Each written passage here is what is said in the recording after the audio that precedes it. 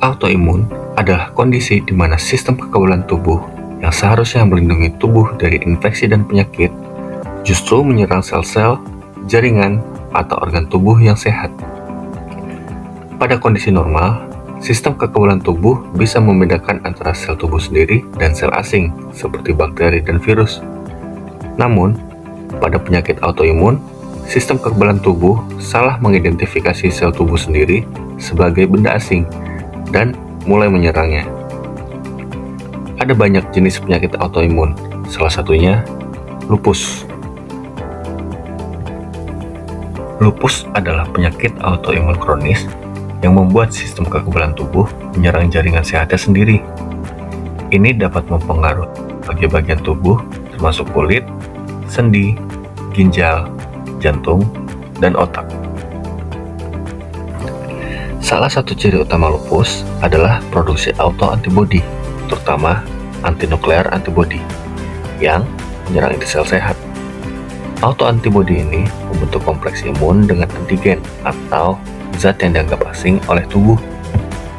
Ketika kompleks imun terdeposit di jaringan tubuh, mereka memicu respon peradangan.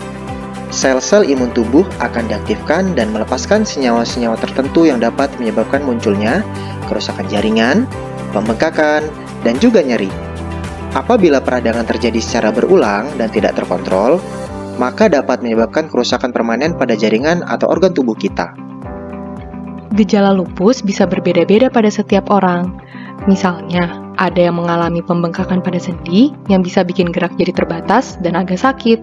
Selain itu, kelelahan yang luar biasa juga sering terjadi pada mereka yang punya lupus. Bahkan setelah tidur cukup, mereka tetap merasa capek. Nyeri sendi juga bisa muncul yang membuat aktivitas sehari-hari jadi agak susah. Dan jangan lupakan demam yang muncul tanpa sebab yang jelas ya, ini bisa jadi pertanda adanya peradangan dalam tubuhmu. Salah satu gejala lupus yang khas adalah ruam malar atau kupu-kupu di wajah. Jadi, ketika seseorang dengan lupus terpapar sinar matahari, bisa muncul ruam seperti bentuk kupu-kupu di pipi dan juga hidung.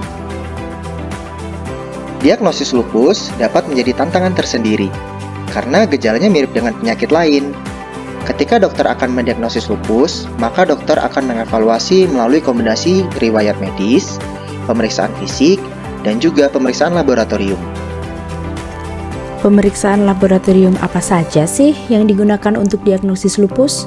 Yuk kita cari tahu. Tes darah antibodi adalah jenis pemeriksaan yang dimanfaatkan untuk menunjang diagnosis lupus. Tapi memangnya apa sih kaitan antara antibodi dan lupus?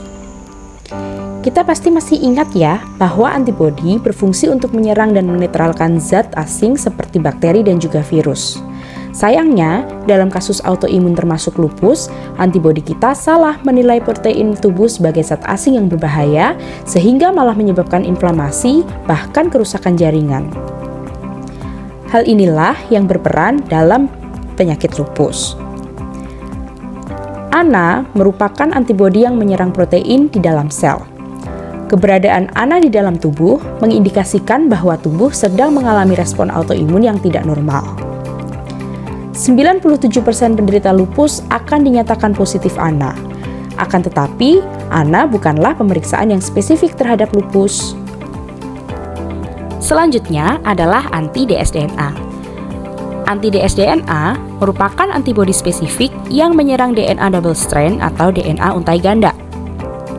Keberadaan anti-dsDNA di dalam tubuh berkaitan erat dengan kondisi lupus. Pada pasien yang dicurigai mengalami lupus, akan dilakukan pemeriksaan anti-dsDNA dengan mengambil sampel darah pasien. Pemeriksaan ini sangat penting karena dapat membantu dokter dalam mendiagnosa lupus lebih awal dan juga dapat membantu memantau aktivitas penyakit. Dengan mengetahui level antibodi ini, dokter dapat menyesuaikan pengobatan dan juga memantau efektivitasnya. Walaupun tidak ada obat yang dapat menyembuhkan lupus, pengobatan tersedia untuk mengendalikan gejala dan mencegah kerusakan organ. Pengobatan bisa meliputi obat antiinflamasi, imunosupresan, dan perubahan gaya hidup. Menjalani gaya hidup sehat sangat penting bagi penderita lupus. Pada saat aktivitas penyakit lupus tinggi, pasien disarankan untuk beristirahat. Namun, ketika kondisinya membaik, aktivitas fisik sangat dianjurkan. Olahraga yang direkomendasikan antara lain berenang, berjalan kaki, bersepeda, dan aerobik low impact. Jenis olahraga ini dapat menguatkan otot dan meningkatkan ketahanan fisik tanpa menambah stres pada sendi. Olahraga harus dilakukan secara berkesinambungan sesuai dengan aktivitas penyakit. Pasien lupus perlu mendapat nutrisi optimal yang terdiri dari kalori, protein, lemak tidak jenuh, dan mikronutrien. Bagi pasien dengan berat badan berlebih dan risiko kardiovaskular, restriksi kalori sangat disarankan. Pasien lupus harus menghindari aktivitas merokok dan paparan asap rokok dari orang lain. Paparan sinar matahari berlebih juga harus dihindari. Gunakanlah tabir surya yang melindungi dari UVA dan UVB dengan SPF minimal 30 setidaknya 15 menit sebelum beraktivitas di luar ruangan. Selain itu, kenakan pakaian yang melindungi dari sinar matahari. Dukungan dari keluarga, teman, dan komunitas sangat berarti bagi penderita lupus. Bergabung dengan kelompok dukungan dapat membantu mereka merasa lebih terhubung dan didukung.